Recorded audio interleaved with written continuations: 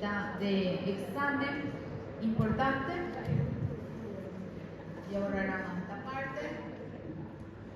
Cuando nosotros hablamos de farmacología gastrointestinal, estamos hablando de varias patologías, incluida la principal, que es la enfermedad, que son las enfermedades del ácido.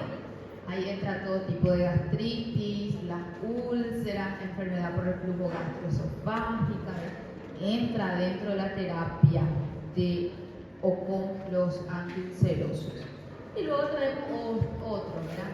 Aquellos, el síndrome de colon irritable, por ejemplo, que eso nosotros no vamos a ver, ¿verdad? Aquellos que alteran función del páncreas, laxantes, antidiarreicos y demás. Nosotros vamos a enfocar en la primera parte, que es la más larga, que son los antiulcerosos que le llamamos, ¿sí? ¿Cuáles son los fármacos que vamos a ver ahí? Vamos a ver los inhibidores de la bomba de protones, al que se lo llama erróneamente protector gástrico, ¿sí? Vamos a ver después. Tenemos el antihistamínico H2, por ejemplo acá la ranitidina, aquí nuestro omeprazol, ¿verdad? Tenemos los antiácidos, los que van a neutralizar mismo el ácido estomacal, como el carbonato de calcio, el bicarbonato, por ejemplo. Ahora sí tenemos los protectores gástricos de la mucosa, que son, por ejemplo, los análogos de prostaglandina, el sucralfato, el misoprostol, por ejemplo. Y por último, el tratamiento antibiótico para erradicar a la causa principal de estas molestias, que es el Helicobacter pylori. Entonces, todos estos fármacos vamos a ver nosotros de forma muy detallada en antiulcerosos, ¿sí? Esta presentación fue hecha con mucho amor y cariño. Todo en colores, lo que es importante, y llevé otra vez en cuenta la técnica de Priscila. Fui colocando algunas imágenes, ¿verdad?, en la presentación para que se recuerden del examen dónde estaba el inhibidor de la bomba de protón, dónde estaba ranitidina, ¿sí? O sea, sí. Bueno. Cuando hablamos de úlceras, de enfermedad por reflujo, de la gastritis en sí, hablamos de un desequilibrio entre los agentes que protegen la mucosa y los agentes que lesionan la mucosa. ¿Cuáles son los agentes que protegen la mucosa? Pues son justamente la célula mucosa, que secreta muco, el muco es un protector. Tenemos el bicarbonato, que es un protector. Tenemos las prostaglandinas, que estimulan la secreción de estos, ¿sí?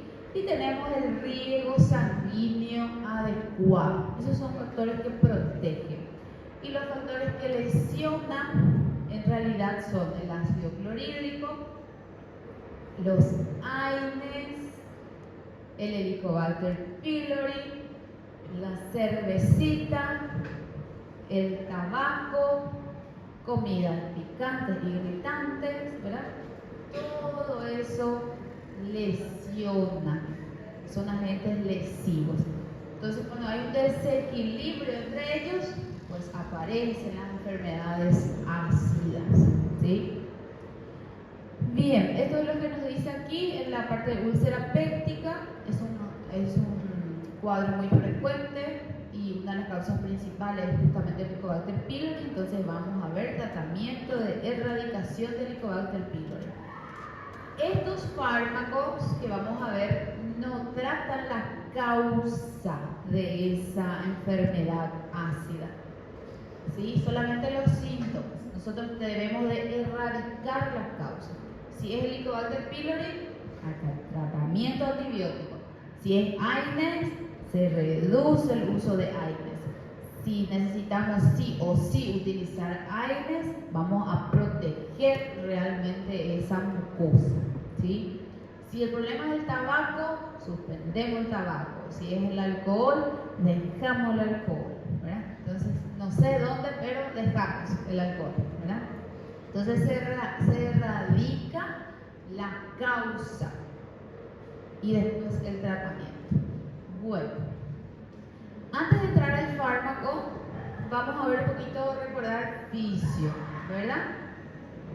Voy a borrar otra vez este pizarrón, voy a tratar de copiar esa imagen y vamos a ver dónde vamos a trabajar con nuestros fármacos.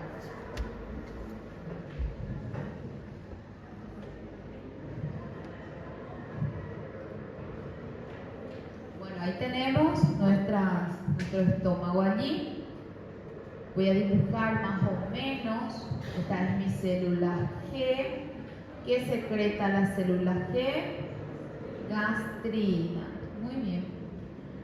Tenemos la célula D, que va a liberar somatostatina. Tenemos ahora por fin la célula parietal. Como pueden ver, tiene como una cripta, como un canalículo, en donde vamos a tener una bomba, que es la bomba de hidrógeno, potasio, ATPasa, o también llamada bomba de protones, ¿sí? A este nivel la célula parietal tiene 3 receptores importantes, ¿sí? Tenemos el receptor CCK para la gastrina, tenemos el receptor H2 para la histamina y tenemos el receptor M3 para la acetilcolina. ¿Recuerdan esto, verdad? ¿Sí? Vamos a ir lento. ¿Me siguen hasta ahí? ¿No estoy yendo muy rápido? Sí. ¿Un poco rápido? ¿No? Tampoco. Bueno.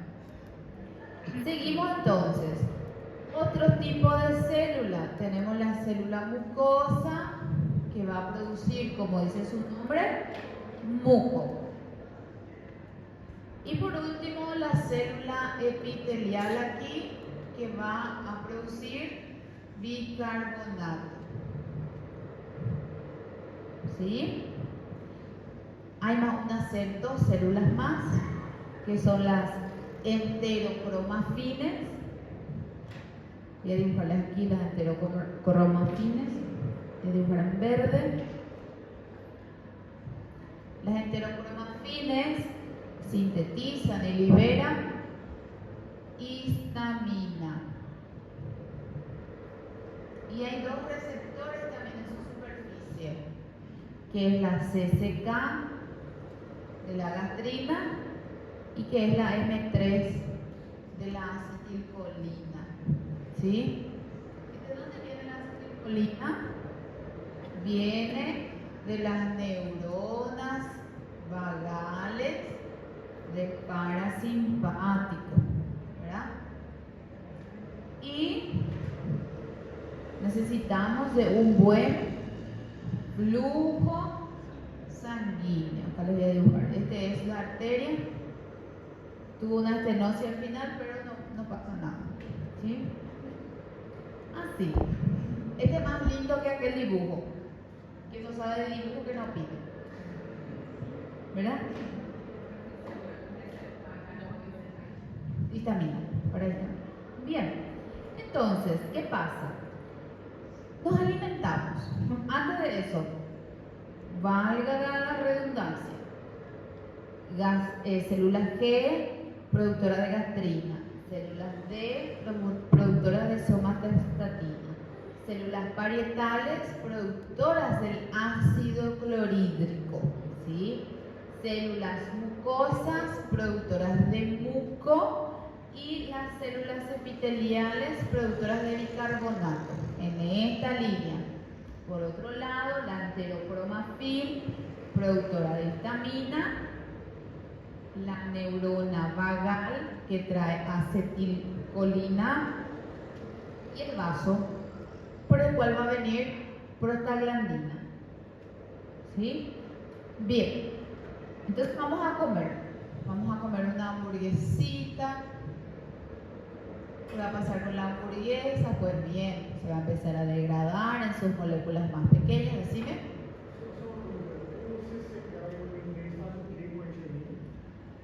CCK es para la gastrina que va a liberar tu célula G. Es el receptor. La M3 es el receptor para la acetilcolina que va a liberar tu célula vagal. Y la histamina H2 es para la histamina que va a liberar la célula cromafil. ¿Sí? Ahora, ¿cómo? Prostaglandina. Por la circulación va a llegar prostaglandina. Hasta ahora no hablé todavía de estos receptores. ¿Qué va a pasar? ¿Sí? Entonces vamos lento. ¿Qué tiene que saber hasta ahora? ¿Qué se produce? Que hay receptores CCK, H2, M3 en la célula parietal. Que hay un receptor CCK, M3 en la célula enterocromafil. E incluso que hay receptores para prostaglandina en la célula mucosa, en la célula epitelial y también en la célula parietal. ¿Sí? Estos son receptores. Receptores. ¿Sí? ¿Me entienden hasta ahí? Si no me entienden, díganme. Volvemos a repetir. ¿Sí, Gutenberg? Sí. Bien. Ahora, ya que entendieron, seguimos. Comemos nuestra hamburguesita, se va a degradar en sus moléculas más pequeñas. El péptido del alimento estimula a la célula G. El péptido alimentario estimula a la célula G. ¿Para qué? Para que ella empiece a producir gastrina. La gastrina entonces va a actuar sobre receptores CCK en la célula enterocromafil. ¿Qué va a hacer la célula enterocromafil? Liberar histamina. ¿Dónde también actúa la gastrina? En la célula CCK, en el receptor CCK, en la célula parietal. ¿Qué va a hacer? Activar la bomba de protones. ¿Sí? ¿Y qué va a ocurrir? Aumenta la producción de ácido clorhídrico. Esto empieza a liberar el protón hidrógeno y se une con el cloro circulante, ácido clorhídrico. ¿Sí? ¿Cuál sistema se estimula cuando nos alimentamos? ¿Simpático o parasimpático? Parasimpático. Y ahí viene la acetilcolina. Por el nervio vagal tenemos la acetilcolina. ¿Dónde va a actuar la acetilcolina? En la célula enterocromafil, que va a liberar más histamina. ¿Dónde va a actuar también? En la célula parietal, activando más bomba de protones. ¿Y la histamina dónde va a actuar? En la célula parietal también. ¿Para qué? Para estimular más bomba de protones. ¿Sí? A acetilcolina se liga a los receptores histamínicos para liberar mais açúcar. Muscarínico. Receptores muscarínicos. ¿Dónde? En la enterocromafil para liberar histamina. ¿Dónde va a actuar la histamina? En la célula parietal. ¿Dónde también? En el receptor muscarínico, en la célula parietal. ¿Para qué? Para activar más bomba de protones. ¿Sí? Acá aparece acá es una cosa, ¿verdad? Voy a esta imagen que es más lindo, ¿verdad? ¿Cuáles son los receptores que vamos a encontrar en esta célula? CCK, muscarínico, H2 histamina. ¿Sí? ¿Qué secreta la célula G? Acá está al revés.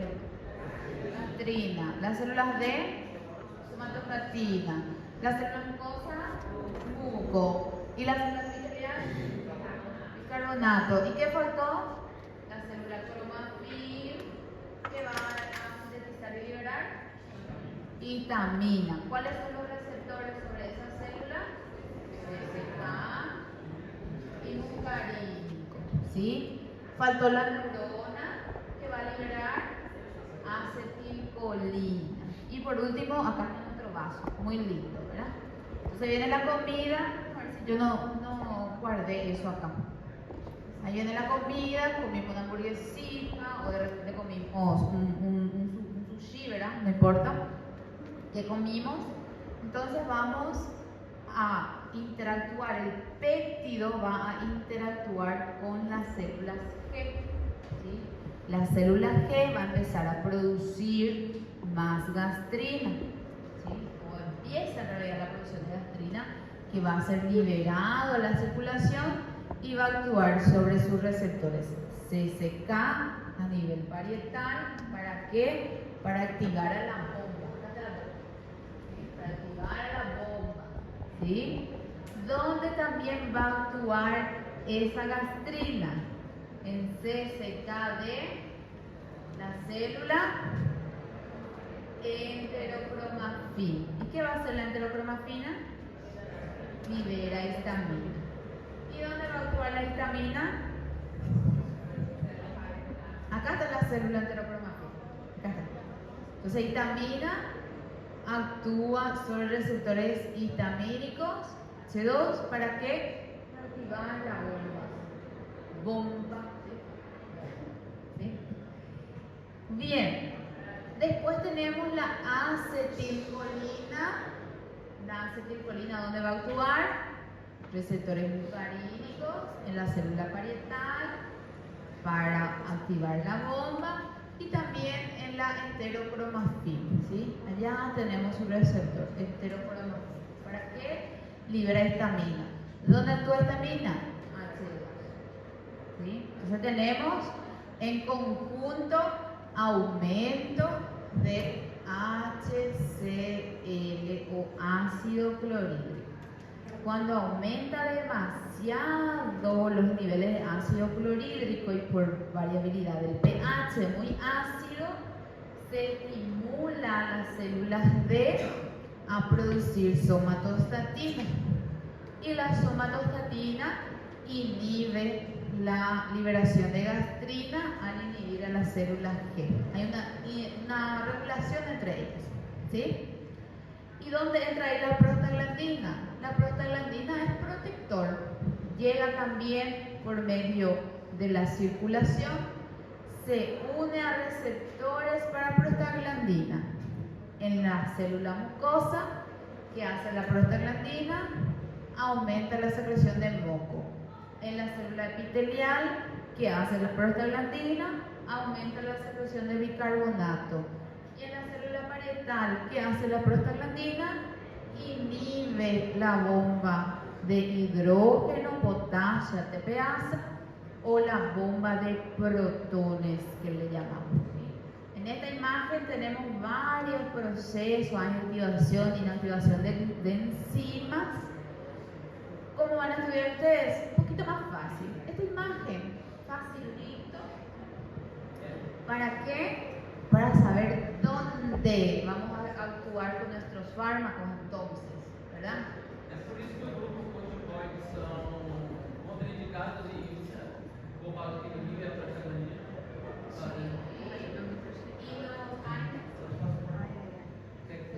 ¿Y los AINES? Os AINES tiram diminuem a alcalinidade. ¿Por qué? ¿Por qué? Por causa da mucosa. Inibe a prostaglandina na coxa, fazendo que pega A COX y se inhibe la producción de prostaglandina, que es protector gástrico. Va a dar probablemente gastritis e incluso úlcera. Y tu glucocorticoide inhibe allá arriba, que también inhibe la COX. Te va a dar también una úlcera. Peor todavía. Y juntos, peor todavía. te va a dar.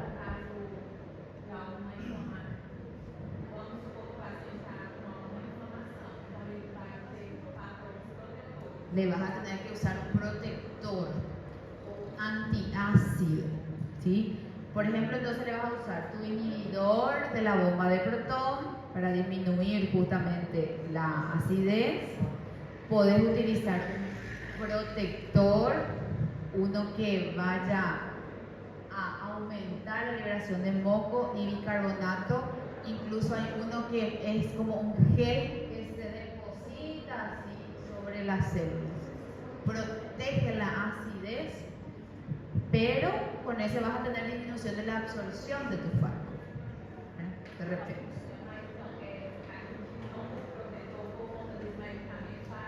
Sí.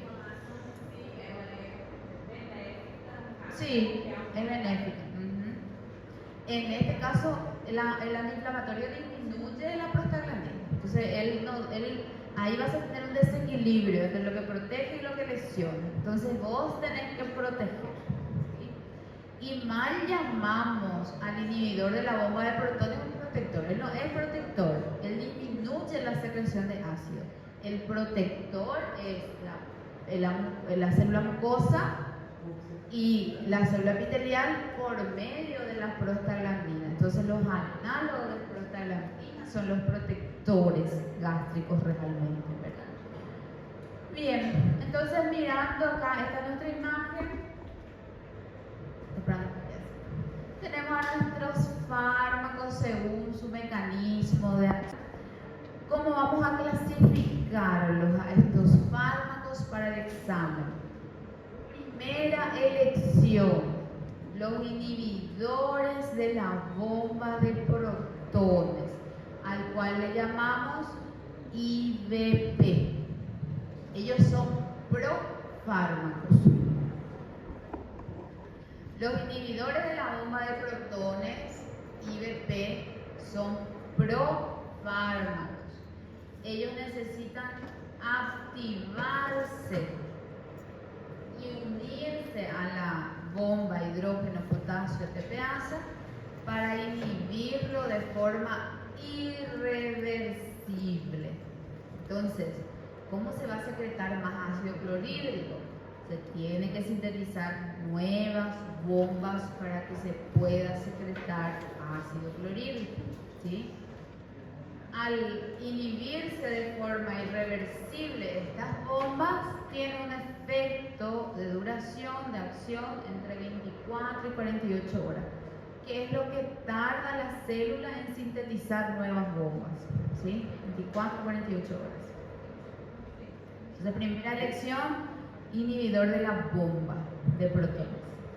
Segunda elección, tenemos nuestros antihistamínicos, anti-H2, ¿sí?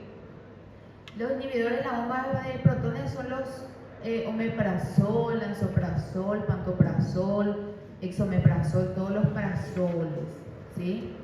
Los anti-H2 son la ranitidina, cimetidina, ¿sí? ¿Cuál es más beneficioso?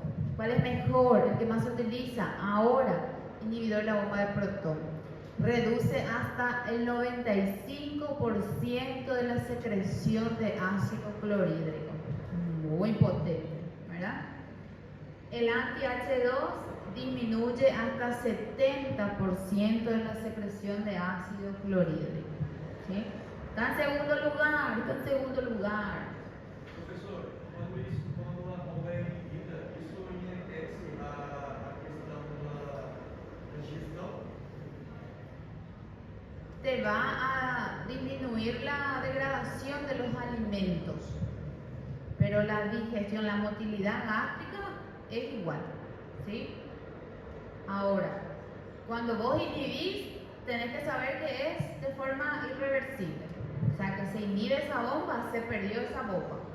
Necesitas sintetizar nueva bomba para aumentar la secreción de nuevo y que puedan degradarse, ¿verdad? Los alimentos, ¿sí? Processos alérgicos, para inibir a presença de novos também liberam histamina, né? ¿Cómo? ¿Pacientes alérgicos? Quando tem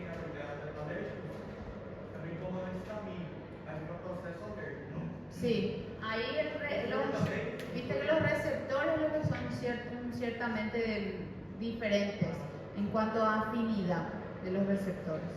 Eso es lo que cambia. Al igual que los muscarínicos, ¿verdad? Por eso no se utiliza tanto antimuscarínicos porque va a tener demasiado efecto adverso, porque la selectividad no es exclusiva, ¿verdad? Entonces se puede afectar otros receptores. En este caso, primera opción, segunda opción. Esto fue ya utilizado y mucho, pero hoy en día se utiliza más los inhibidores de la bomba de protones. Más y más. Luego tenemos los protectores, los que protegen las mucosas, que son los análogos de prostaglandina, el sucralfato, el misoprostol, que también se utiliza para otros fines, vamos a ver más adelante. Y después tenemos por último los antiácidos, que son los que van a combatir acá con el ácido, neutralizando al ácido. Por ejemplo, el carbonato de calcio, por ejemplo, el bicarbonato, ellos son antiácidos, ¿sí? Bien, ¿hasta ahí queda alguna duda? ¿Quedaron todas las dudas o ninguna duda?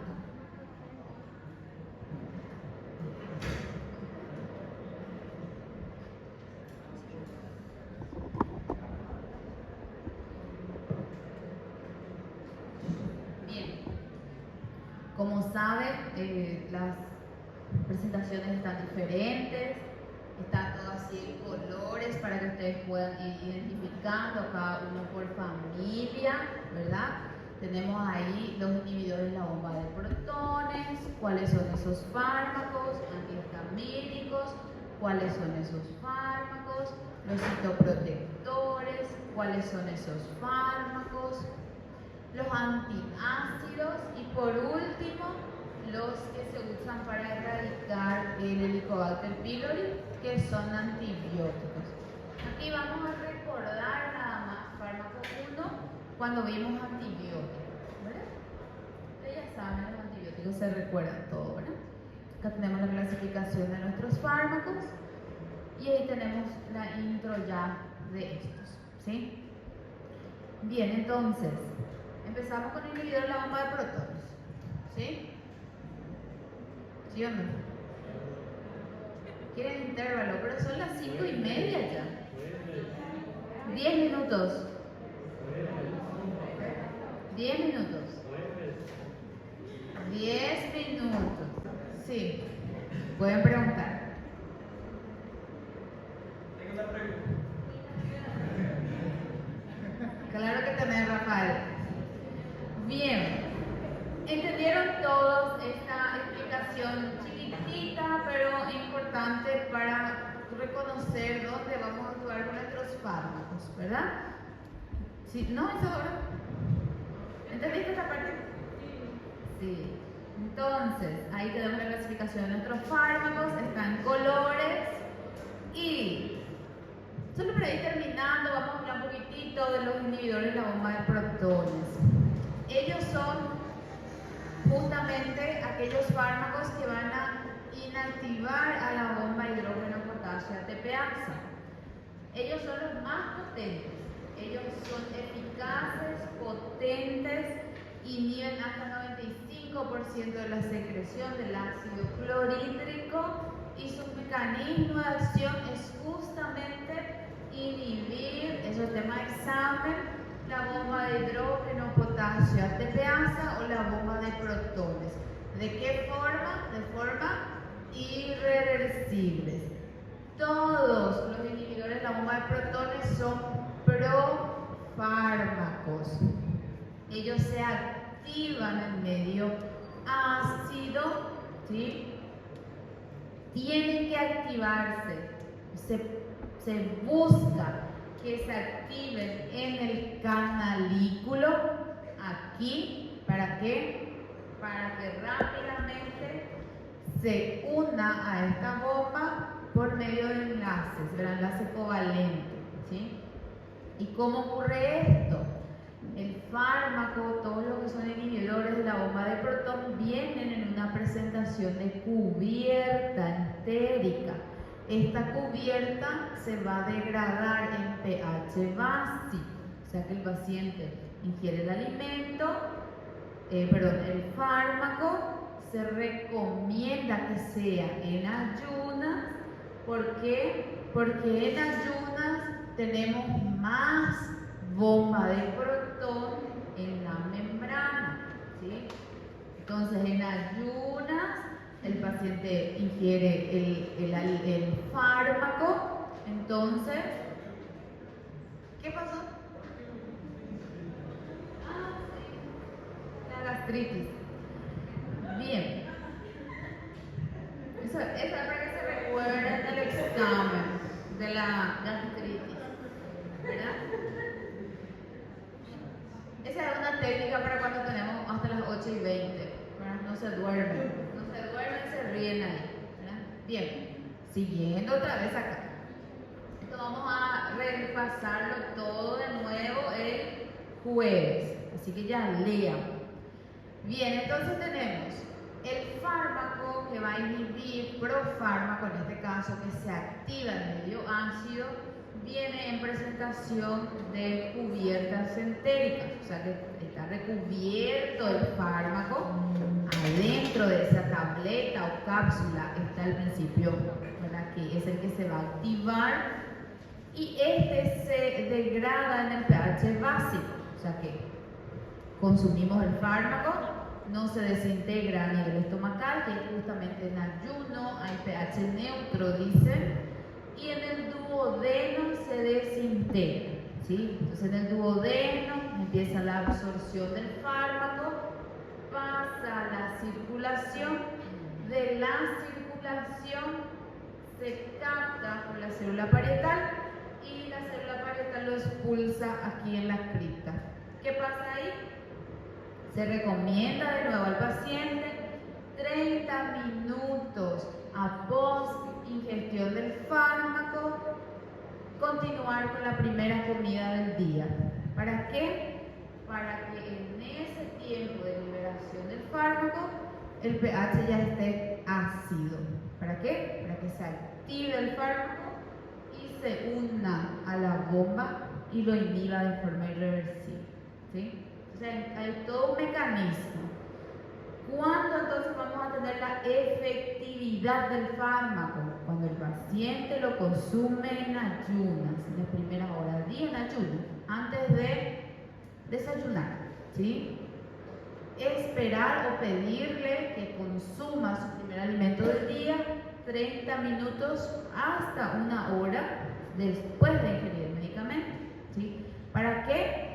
Para que cuando ocurra todo ese proceso de absorción y por fin se expulse al canalículo, aquí se encuentre con un pH ácido. ¿Y qué va a pasar allí?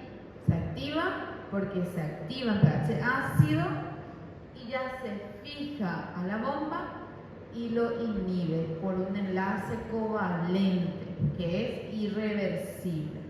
¿Cuánto tiempo es esa inhibición? 24 a 48 horas. ¿Y cómo se va a secretar ácido clorhídrico entonces? Se debe de sintetizar nuevas bombas, ¿sí? Si el paciente no cumple estas reglas, pues no tenemos eficacia en el tratamiento y al contrario se van a generar tolerancia, vamos a tener que buscar otro fármaco más potente, subir la dosis, ¿sí? Decir, Viviana.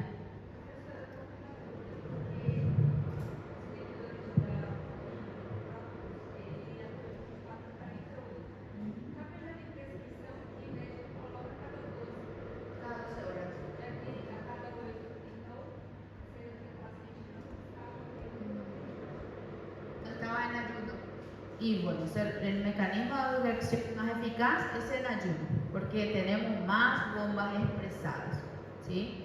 Si no está en ayuno, puede ser eficaz, pero no lo será al 100%, si no le seguimos la técnica, ¿sí? Y va a depender mucho también de la tolerancia que tenga el paciente. Hay pacientes que con el omeprazol ya no hay efecto, necesitamos buscar otros fármacos, probablemente porque hay hipersecreción de gastrina, por ejemplo, de rebote, entonces tenemos aumento de ácido clorhídrico, no funciona, el omeprazol no es suficiente para bloquear tantas bombas, ¿verdad? Entonces, todo depende de eso, ¿verdad? Y de cuál es la causa de esa enfermedad ácida también, ¿verdad? Entonces, ahí ya va mucho.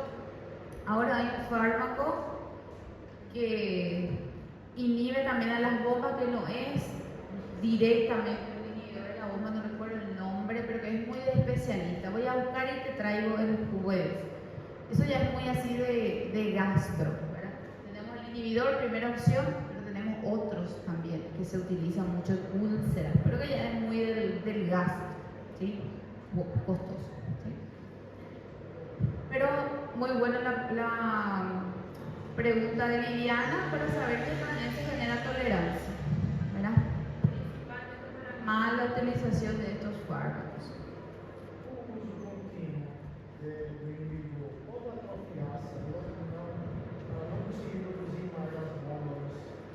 El uso recomendado de estos fármacos es meses, 2 meses, 3 meses, ¿verdad? Entonces, no va a haber un efecto importante en ese sentido, lo vamos a ver. No se menciona en la literatura en sí. Algunos dicen que hasta puede producir cáncer, ¿verdad? No hay un estudio detallado de un humano que se pueda producir eso. Alzheimer también dicen que puede producir, ¿verdad? Entonces, la principal diferencia entre todos estos fármacos va a ser su metabolismo enzimático que tienen, ¿sí? No hay.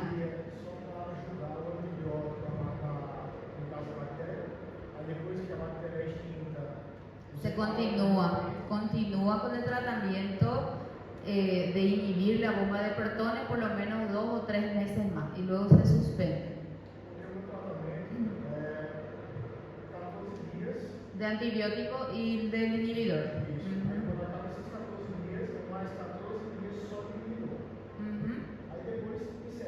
Suspendiste.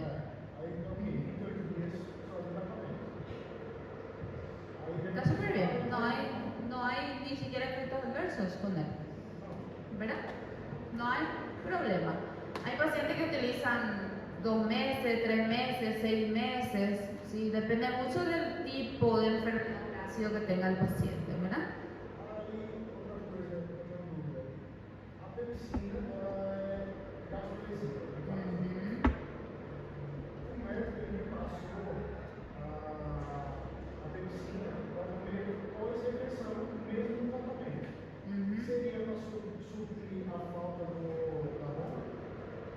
Sí, para ayudarte con la digestión de los alimentos, ¿sí? Para eso, principalmente.